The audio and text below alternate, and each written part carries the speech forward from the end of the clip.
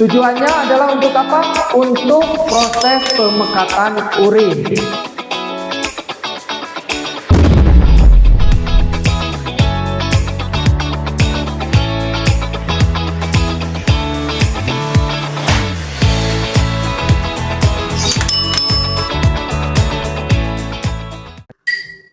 Bos, Woi, bos? biasa lagi ritual. Ritual. Jelasin Ini. apa, bos? Sekarang kayaknya kita ngejelasin loop of handle. Oh, Ya. Soalnya tadi ada yang nanya nih, ya. Apa sih atau tadi nanyanya tentang gimana katanya kalau di dializer itu persamaannya dengan di ginjal itu di sebelah mananya gitu. Oh, oke. Bos, Ya, bos. Ini kurang. Oke.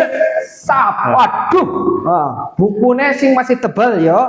Nah, untuk ritual seperti biasa kita ambil dulu 1 gelas kopi hitam, kita kocek si berlawanan arah sampai 7 kali. Nah, kemudian kita masukin nih saripati buku ini ya, supaya agak pintaran dikit. Habis itu tak seruput dulu. Maknyos ya. Oke, kita lanjut ke pembahasan tentang loop of handle ya. Spidolnya mana? Nah, oke. Loop of handle itu secara anatomisnya itu adalah merupakan bagian dari nefron ya. Jadi kita recap dulu nih. Kita recap dulu bagian nefron itu apa aja ya. Oke. Nefron ini, ginjal kita ini terdiri dari yang pertama ya, nefron itu kalau kita hitung-hitungan yo, nefron itu terdiri dari korpuskular ginjal, kemudian ditambah yang namanya proximal convoluted tubulus, kemudian ditambah loop of handle, ditambah juga yang warna hijau ini namanya distal convoluted tubulus, kemudian barulah yang warna coklat ini adalah collecting duct. Nah, kayak gini lah hitung-hitungannya ya. Jadi sebetulnya kayak matematika, tambah barulah jadi nefron. Oke, ginjal kita ini memiliki kurang lebih sekitar 1,25 juta nefron.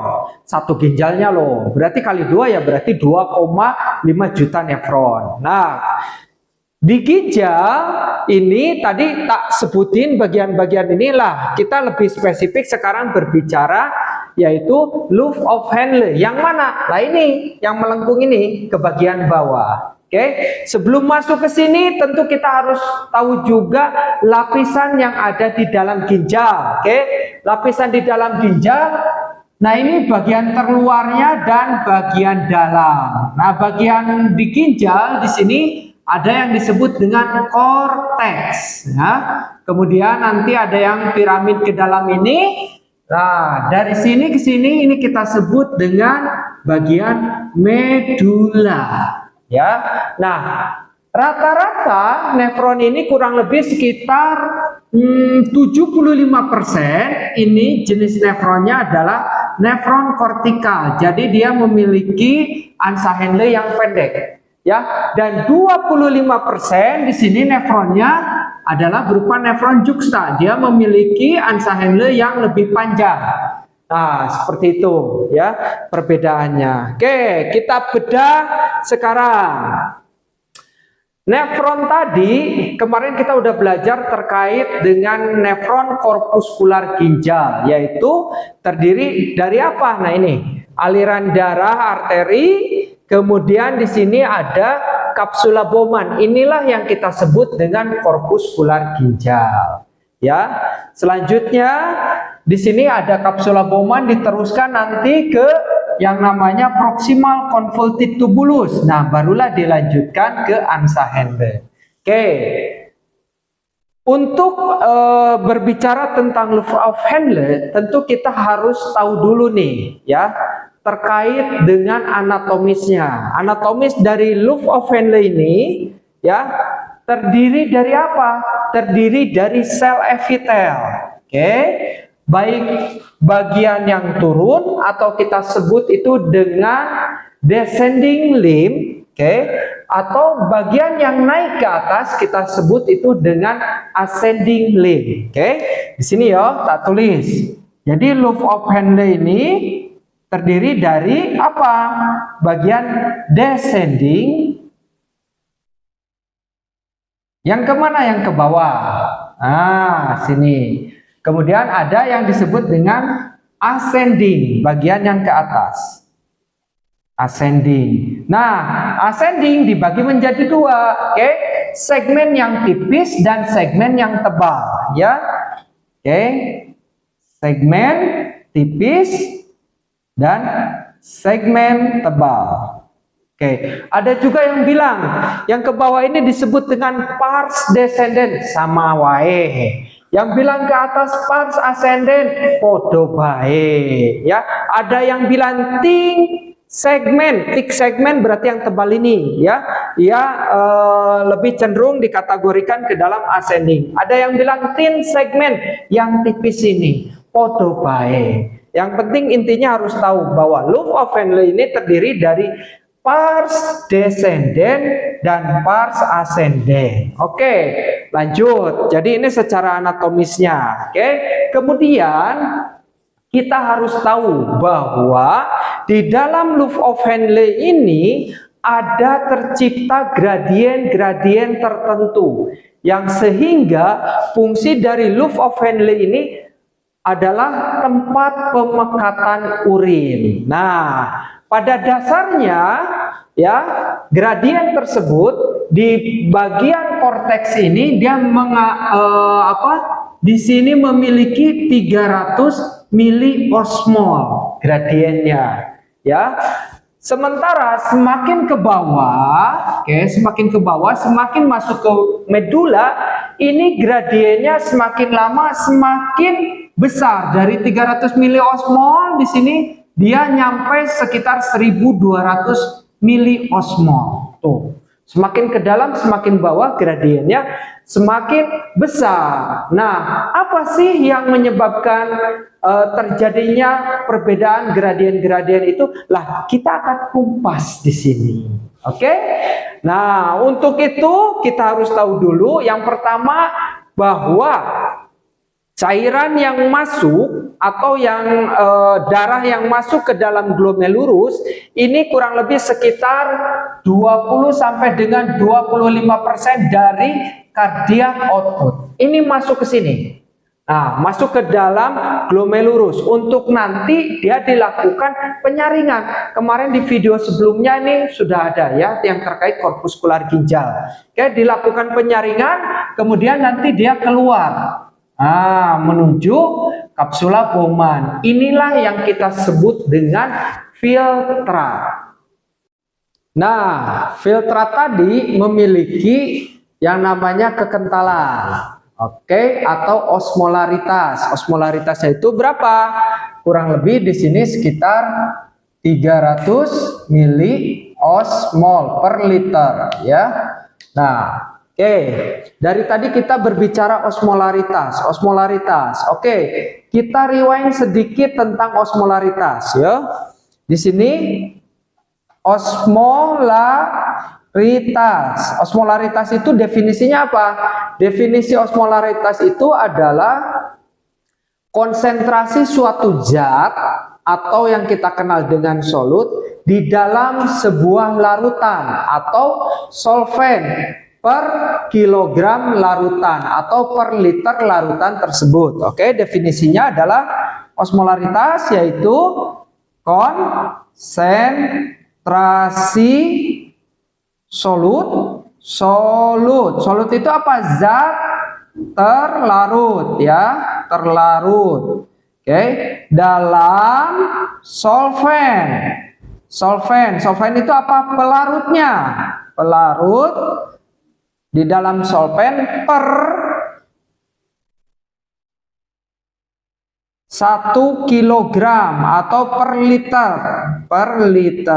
Contoh, misalkan saya punya gula 1 gelas dilarutkan ke dalam botol mineral 1 liter. Nah, yang dikatakan solut atau zat terlarut gula yang 1 gelas tadi. Yang dikatakan pelarutnya atau solvennya yaitu air mineral yang 1 liter. Jadi di sini kita berbicara solut dan solven. Nah, solut dan solven tadi inilah yang dikatakan dengan sebagai zat terlarut dan zat pelarut. Nah, tentu saja solut dan solven ini kalau kita berbicara osmolaritas artinya kita berbicara juga terkait dengan kekentalan dari zat yang terlarut. Nah, kalau kita berbicara kekentalan zat terlarut, di sini kita bisa membagi menjadi 3 bagian.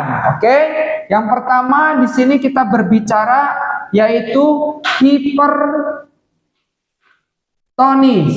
Oke, hipertonis itu apa? Hipertonis itu di sini memiliki komposisi di mana jumlah dari solutnya lebih tinggi. Oke, kemudian jumlah dari pelarutnya atau airnya H2O-nya di sini lebih rendah. Solutnya bisa berupa apa? Solutnya bisa berupa misalkan natrium, bisa berupa klorida seperti itu. Oke, inilah yang dikatakan dengan hipertonis atau osmolarity yang tinggi. Nah, kemudian ada yang kedua, kita sebut dengan hipotonis. Hipotonis. Hipotonis itu apa?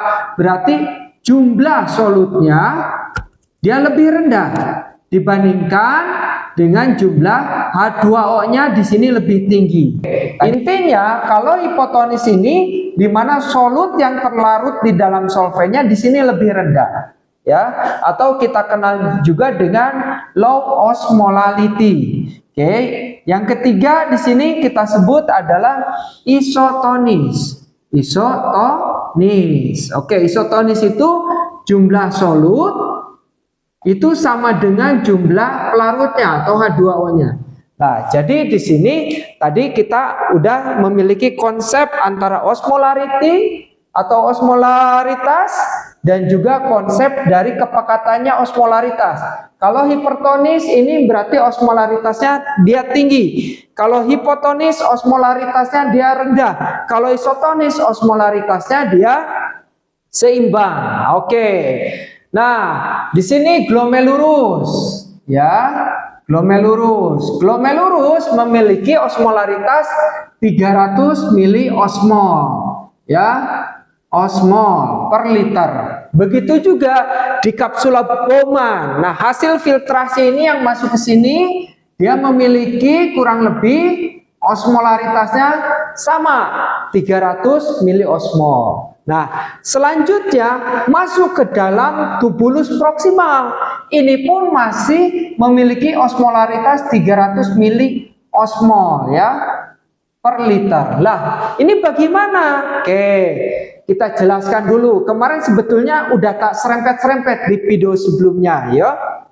Oke, bahwa yang namanya filtrat yang masuk ke dalam tubulus proksimal ini akan direabsorpsi kembali, ditarik masuk ke dalam vaskuler. Oke, itu yang dikatakan dengan tubular reabsorpsi. Ya, tubular reabsorpsi itu bergerak dari mana? Dari lumen tubulus masuk ke dalam vaskuler. Ini yang disebut dengan tubular reabsorpsi. Nah, sebaliknya ada yang disebut dengan tubular sekresi. Tubular sekresi dari mana ke mana? Dari pembuluh darah masuk ke dalam lumen tubulus yang kita sebut dengan tubular sekresi. Oke, masih ingat di video kemarin pada saat tubular reabsorpsi khususnya natrium, natrium akan direabsorpsi masuk ke dalam vaskuler itu sebanyak berapa? 65% natrium masuk, oke, ke dalam kembali vasa reka atau ke dalam pembuluh darah masuk. Konsentrasi masuknya natrium 65% ini diikuti juga oleh konsentrasi air. Sehingga di sini memiliki kapasitas osmolarity yang sama antara tubulus proksimal, kemudian di sini di dalam kapsula Bowman dan juga di dalam glomerulus. Nah, kalau tadi berdasarkan konsepnya ini, karena di sini konsentrasi gradiennya sama, 300, di sini 300, di sini 300, kita bisa menyebut itu sebagai isotonis. Konsep yang sama. Oke? Sampai sini ngerti ora, Son? Ngerti ora? Lumayan. Oke. Lanjut ya. Oke. Nah, sekarang kita mulai masuk ke Love of Henle nih. Oke.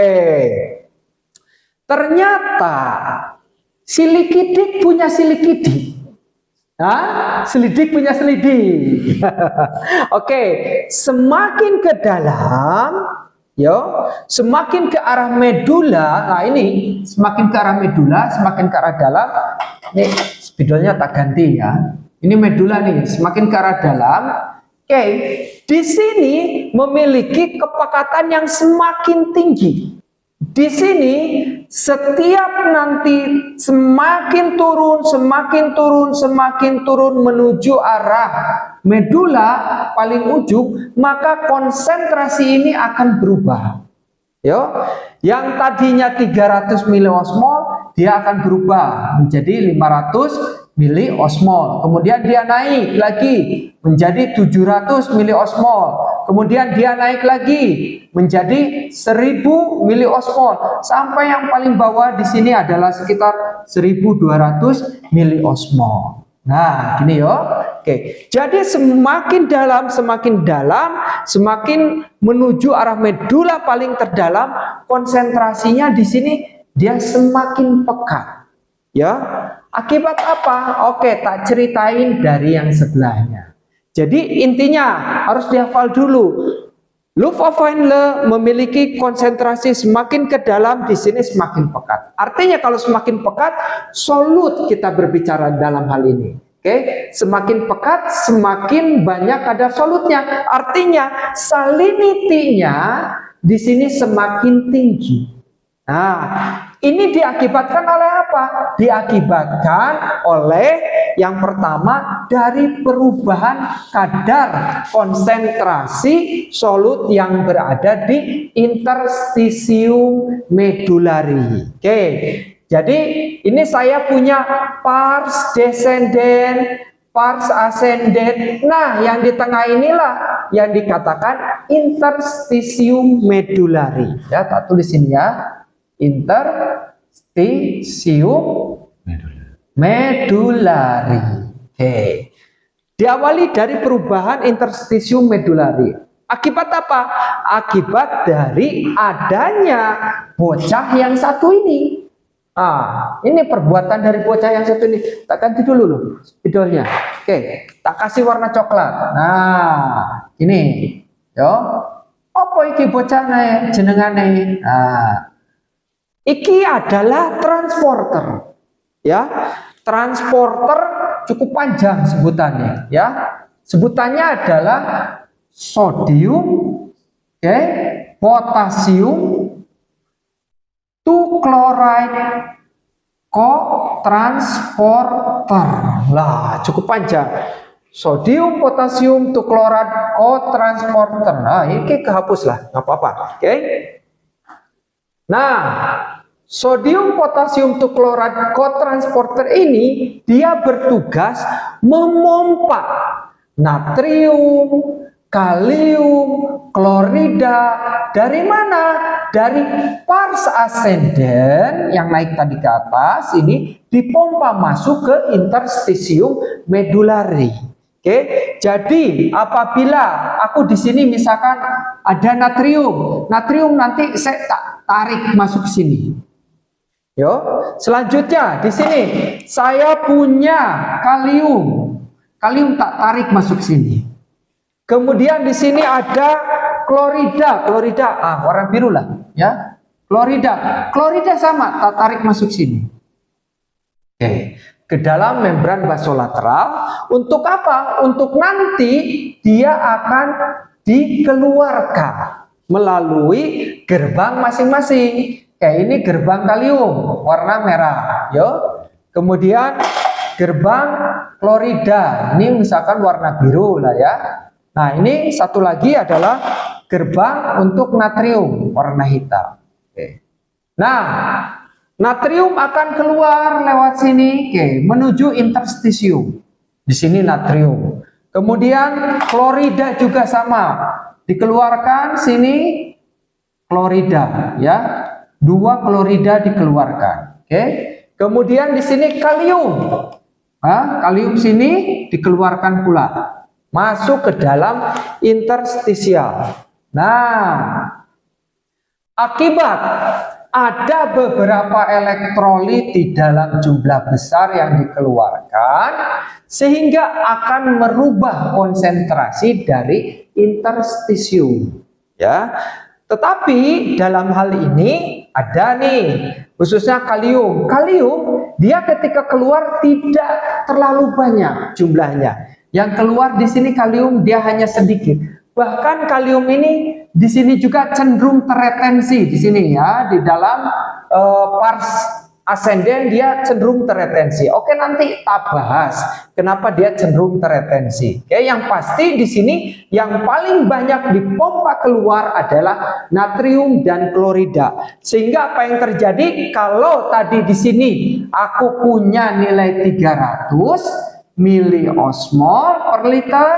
Oke, ketika natrium dipompa masuk ke dalam interstisium dalam jumlah yang banyak, begitu juga diikuti dengan klorida, apa yang terjadi? Naik nilainya. Dari 300 naik menjadi 500. Ya. Kemudian diikuti pula dari sini, berdifusi pula. Nah, makanya bedanya tadi antara yang pars ascendens, yang segmen tebal dan segmen tipis. Kalau di sini dia aktif transfer, kalau yang di sini menggunakan proses yang namanya difusi. Apa yang didifusikan? Ya sama, natrium dan klorida didifusikan masuk. Semakin ke bawah, semakin ke bawah, semakin sini, artinya tingkat salinitinya ini semakin tinggi.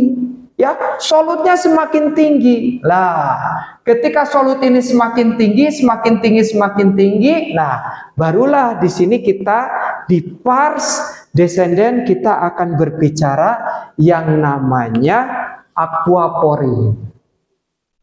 Oke, aquaporin itu apa? Aquaporin itu adalah pintu gerbang bagi H2O untuk keluar. Nah, pada pars descendant ini memiliki yang namanya aquaporin dalam jumlah yang banyak. Oke, di sini nih. Nah, dalam jumlah yang banyak. Jadi di sini kita kasih warna biru lah ya. Oke, kasih warna biru. Nah, aquaporin tadi adalah untuk menyalurkan air. H2O. H2O di sini, H2O. H2O. Oke.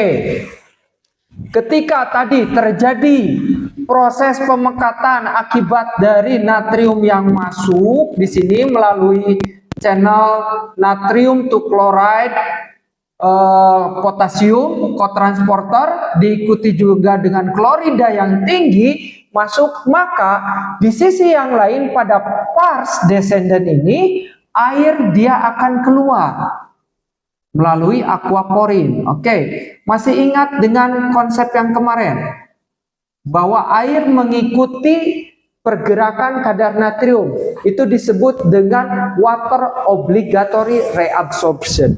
Jadi air di sini akan keluar. Nah, dia akan mendilusi keluar, oke, masuk ke dalam interstisium medulari. Akibat air yang keluar masuk ke dalam interstisium medulari, dia menciptakanlah nilai gradien dari tingkat osmolarity yang ada pada interstisium medulari. Ya, jadi air yang keluar masuk ke interstisium medulari di sini nanti dia akan mengakibatkan terciptanya kepekatan-kepekatan ini. Oke. Selanjutnya pada pars descendant ini dia bersifat sangat permeable terhadap air, artinya dia mampu mengeluarkan air, tetapi dia impermeable atau dia bersifat tidak bersahabat bagi solut. Ya, berbeda terbalik dengan tadi pars ascendens. Pars ascendens di sini dia sangat permeable untuk solut, tetapi impermeable untuk air. Jadi kalau di sini air dijaga, kalau di sini air dikeluarkan. Air dikeluarkan masuk ke interstitium medullari untuk menciptakan gradien ini. Oke, di sini saya memiliki letter U nih. Saya tak ambil sini, tak zoom ya. Oke. Bagaimana bisa tercipta gradien mulai dari 300, 500, 700. Oke. Awal mulanya di sini pada pars ascendens, interstitium dan juga pars descendens di sini memiliki tingkat osmolarity yang sama. Oke, kurang lebih di sini 300 miliosmol ya. 300 miliosmol. Nah, pada kondisi seperti ini 300 miliosmol, tadi kita ingat bahwa natrium dipompakan masuk ke interstitium, sehingga apa yang terjadi?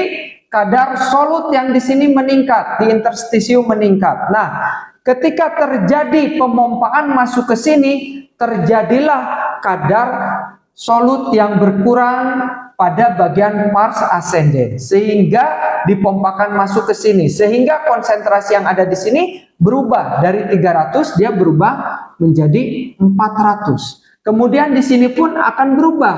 Di sini menjadi berapa? Menjadi 200. Di mana perbedaan gradien konsentrasi antara pars ascendens dan juga interstitium medullari ini harus bernilai sekitar 200 miliosmol per liter. Tuh. Oke. Ketika di sini mengalami peningkatan 400 miliosmol, tadi kita bisa lihat bahwa H2O terus dipompakan masuk. Artinya nanti yang tertinggal di sini kadar solutnya. Air dipompakan keluar, masih ingat tadi air dipompakan keluar, kemudian yang tertinggal solut, maka apa yang terjadi? Terjadi kepekatannya meningkat, sehingga di sini pun akan terjadi peningkatan kadar osmolarity-nya. Seberapa banyak? Sama, sekitar 400 miliosmol. Karena ini dengan ini harus equilibrium, harus sama. Nah, seperti itu. Jadi 400 miliosmol akan meningkat pada konsentrasi pars descendens. Oke.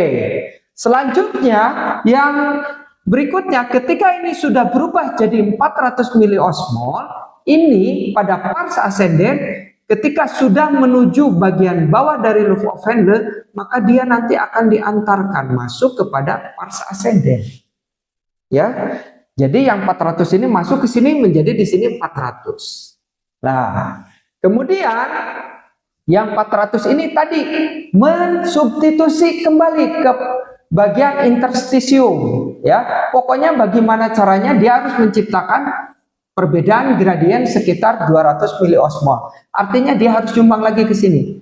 Oke, ketika dia nyumbang ke sini, ini jadi berapa? Nyumbang menjadi 500 miliosmol. Yang ini 400 akan berubah menjadi 300 miliosmol. Perbedaannya berapa? Perbedaannya sama, 200 miliosmol. Nah, yang 500 sudah di sini tadi sama kayak gini. Air dibuang, yang tersisa solutnya. Kemudian ini nanti akan sama di sini terus menjadi 500 pula. Nah, jadi ini sama, seimbang atau isotonis tadi. Ketika ini sudah sama, yang 500 ini tak bawa kembali ke sini. Inilah terus konsepnya seperti itu berputar sampai kurang lebih sekitar 39 siklus, maka dia akan menciptakan nilai gradien 1200 miliosmol. Oke, dengan adanya aliran darah yang ke bawah, filtrat yang ke bawah, kemudian disertai dengan ada aliran yang naik ke atas, inilah yang kita sebut dengan mekanisme counter current multiplier. Ya, tak tulis di mana nih? Sini ya. Oke, counter current multiplier. multiplier. Nah, jadi bergerakan berlawanan arah. Mirip di dalam proses di mana? Dalam dializer itu, ya.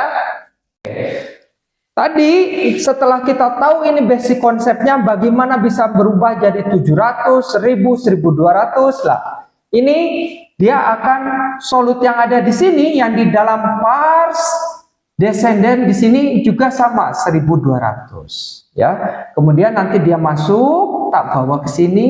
Nah, di sini yang 1200 tadi dia mulai masuk sini 1200. Nah, 1200 ini nanti dia mulai berdifusi ke sini, natrium, klorida terus memompa. Inilah yang dikatakan dia recycle, terus berulang sehingga tetap terjaga. Kenapa? Konsentrasi di medula itu memiliki gradien yang berbeda dengan yang ada di korteks. Semakin dalam konsentrasinya, tingkat salinitinya semakin tinggi, ya. Semakin ke atas salinitinya semakin rendah. Sehingga dari sini yang 1200 masuk ke pars ascendant, dia keluar. Dari sini dia dipompakan natrium, dipompakan klorida, kemudian kalium juga ada ikut leak, ya, ada ikut bocor masuk. Nah, lama kelamaan di sini gradien natrium meningkat, di sini klorida meningkat. Akhirnya yang tadi 1200 dia mulai berkurang. Di sini menjadi 700. Terus semakin naik, semakin atas dia berkurang menjadi 500. Semakin ke atas menuju di sini tubulus distal ini sekitar 120 sampai dengan 200 miliosmol. Ketika ini dikatakan 120 sampai dengan 200 miliosmol dibandingkan dengan ini yang 300 miliosmol, inilah yang kita kenal dengan hipotonis. Paham ya? Oke. Kalau tadi kita sudah berbicara hipertonis ke sini, semakin lama semakin pekat karena konsentrasi solutnya semakin tinggi, dia naik ke pars ascendant, kemudian solut dipompakan keluar, yang bersisa airnya di sini lebih banyak, lihat, cenderung lebih banyak, maka yang dikatakan ini adalah hipotonis. Hipotonis itu jumlah solutnya sedikit karena dipompakan, tetapi jumlah airnya dipompa. Yang ada yang sebagai pelarutnya di dalam tubulus distal di sini cenderung lebih banyak. Itu yang dikatakan dengan hipotonis, ya, jangan ketukar. Oke. Selanjutnya nih, ya.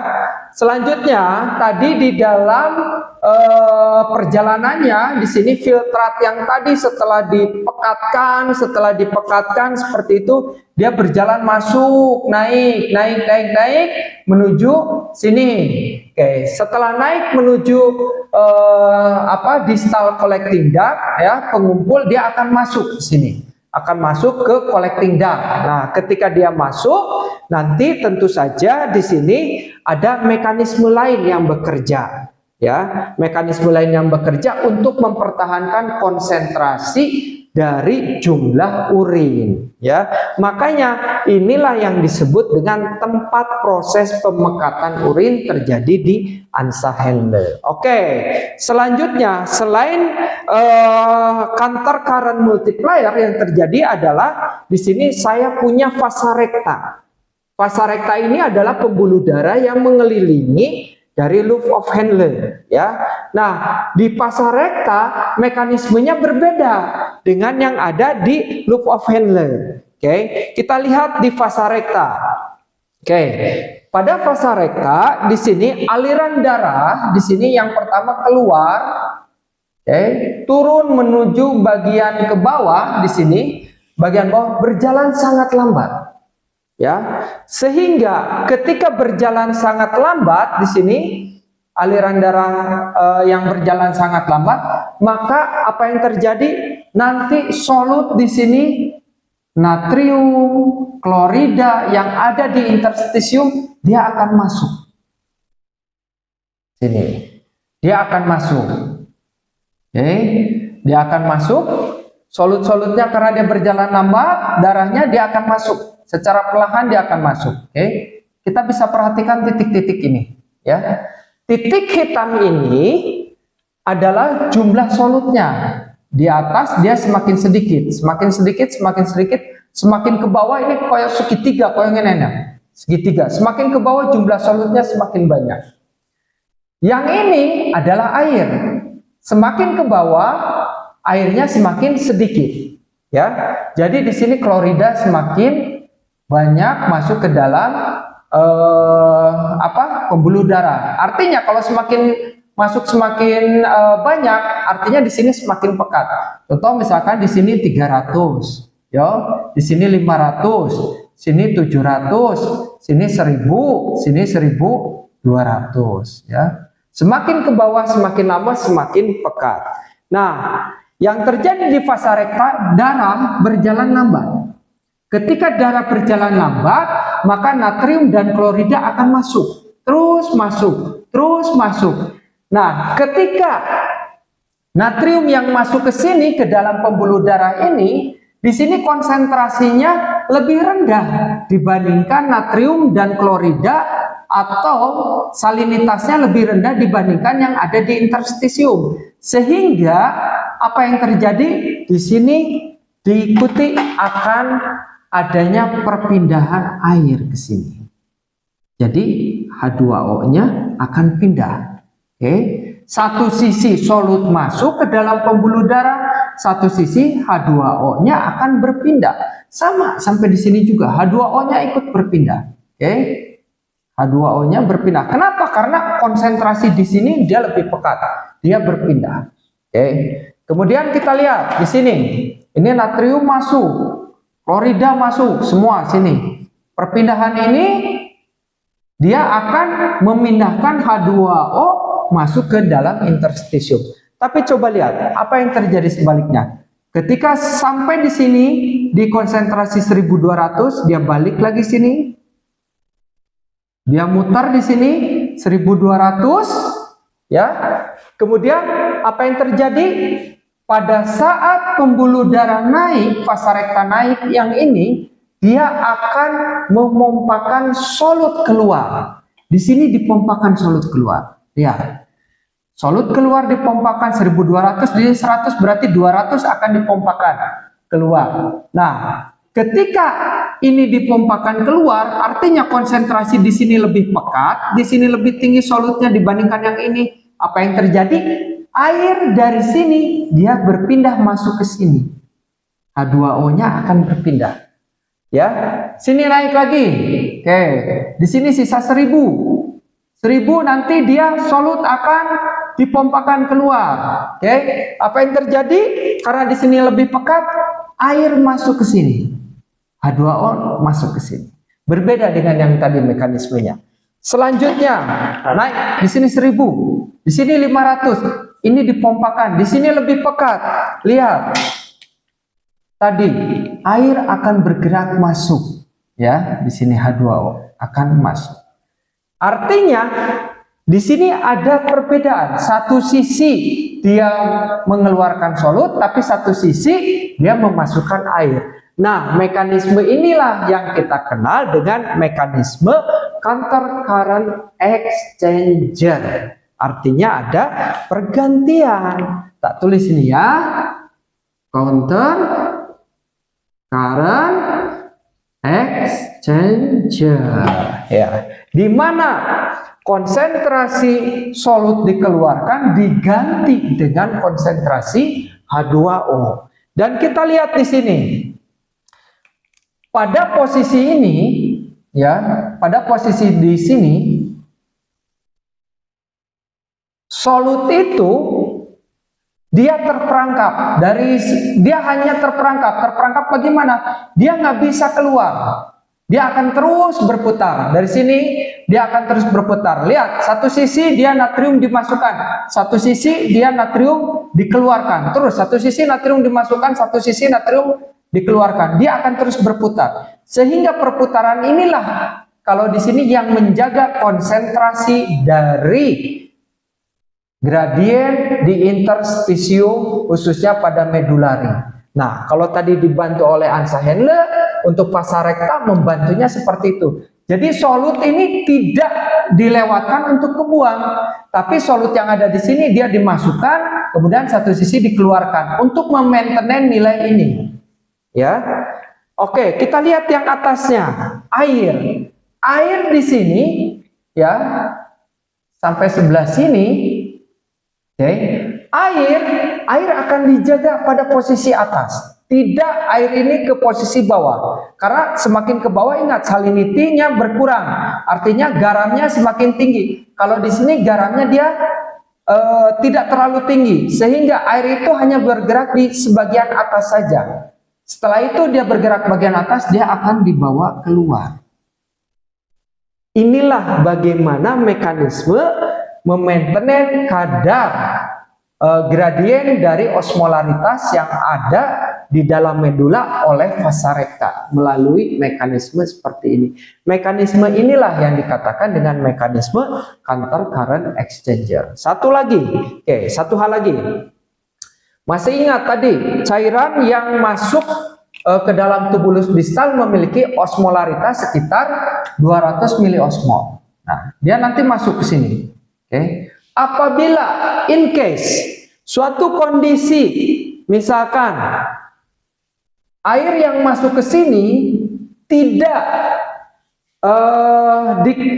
artinya masuk blast, masuk ke sini, kemudian tidak ada respon dari otak untuk pengeluaran ADH. ADH itu anti diuretik hormon, tidak ada ADH yang mencegahnya, maka air ini akan bablas masuk ke sini. Akan bablas terbuang masuk semuanya. Nah, dengan adanya mekanisme ADH tadi air ini di stop, tidak sepenuhnya dibuang, tetapi nanti akan dilakukan reabsorpsi kembali. Jadi kalau ada ADH di sini masuk ke dalam tubulus distal, di video selanjutnya nanti saya akan membahas tubulus distal dan bagaimana mekanisme ADH bekerja di tubulus distal. Ketika ADH masuk ke dalam tubulus distal, maka dia akan mempengaruhi yang namanya reabsorpsi. Dari yang tadinya hipotonis ini, dia akan ditarik airnya masuk ke dalam interstisium. Sehingga nanti di sini apa yang terjadi? Di sini air akan ditarik. Kalau air ditarik di satu sisi, ya, selain kondisi yang ada di sini, ada yang ikut. Nah, yang ikutnya apa? Ureum. Berarti yang bersisa di sini adalah kadar ureum yang tinggi, ya. Nah, ureum yang tinggi ini nanti akan didifusikan masuk ke interstisium, melalui apa? Melalui transporternya. Nah, tak kasih warna hitam lah, ya. Transporternya nih, gede nih, transporter dari ureum, Apa namanya? UT1 transporter atau urea transporter 1. Urea transporter 1 ini akan membawa ureum di sini masuk ke dalam interstisial. Ketika masuk ke dalam interstisial, apa yang terjadi? Sama bertindak seperti natrium dan klorida, dia akan menjaga kepekatan konsentrasi gradien dari medula. Ya, nah itulah mengapa di sini konsentrasi dari medula ini dia memiliki level-level tingkat salinity yang berbeda. Satu dijaga oleh Ansa Henle, yang kedua dijaga oleh vasa rekta. Oke, sekarang kita recap dari awal. Pertama, ya, filtrat yang masuk ke dalam glomerulus itu memiliki osmolaritas kurang lebih 300 miliosmol. Kemudian masuk ke dalam kapsula Bowman itu 300 miliosmol. Kemudian masuk ke dalam tubulus proksimal akhir itu 300 miliosmol. Setelah menyeberang masuk ke dalam Ansa Henle, ini terjadi konsentrasi yang berbeda, ya, tingkat salinity berbeda. Di sana mulai dari 300, 500, 700, 1000 sampai dengan 1200 tercipta akibat apa? Akibat terjadinya perbedaan gradien dari konsentrasi osmolaritas. Nah, osmolaritas sendiri kalau berbicara osmolaritas kita bagi menjadi kepekatannya ada yang dikatakan hipertonis, ada isotonis, ada hipotonis. hipotonis. Hipertonis di mana solut tinggi, kadar air rendah. Kemudian kalau isotonis, kadar solut dan juga kadar solvennya atau airnya sama. Sementara kalau yang hipotonis apa? Jumlah solutnya kurang, kemudian H2O-nya tinggi. Untuk menjaga konsentrasi gradien di dalam ANSA Henle, maka di sini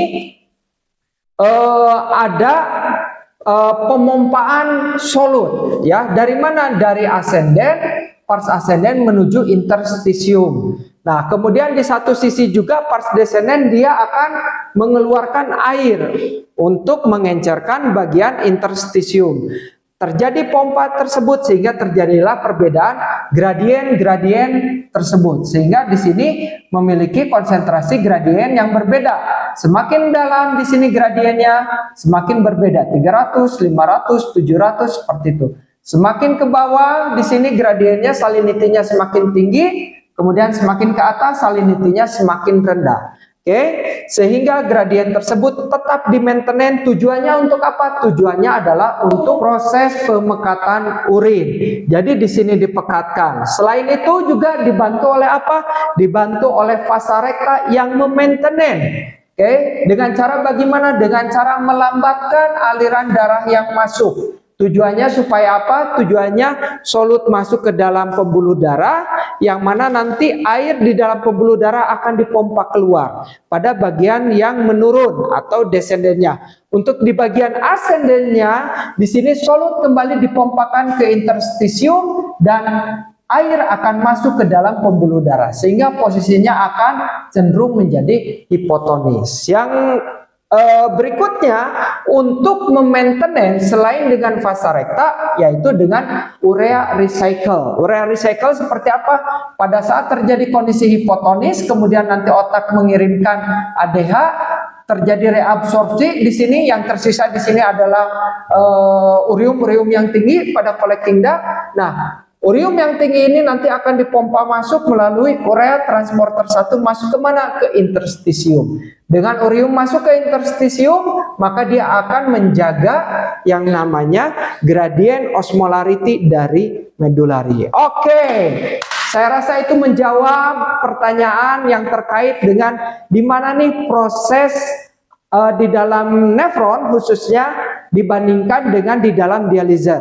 Di dializer ada mekanisme counter current, di sini juga ada mekanisme counter current. Sementara kalau di dalam tubuh seperti yang tadi kita jelaskan, ya. Oke, kalau masih terlalu cepat seperti itu kalian bisa rewind sedikit-sedikit. Kalau masih belum mengerti, lah kalian nanti bisa ngechat di kolom pertanyaan, komentar di sana ya. Oke, di sana kalian bisa chat mana sih yang kurang mengerti atau mana yang ingin kalian bahas. Oke, bebas. Nanti chat di sana, kalian bisa kirim ke Mantri HD. Nanti kita tak bahasin, tak jabanin. Tetap standby di channel Mantri HD. Gaskeun.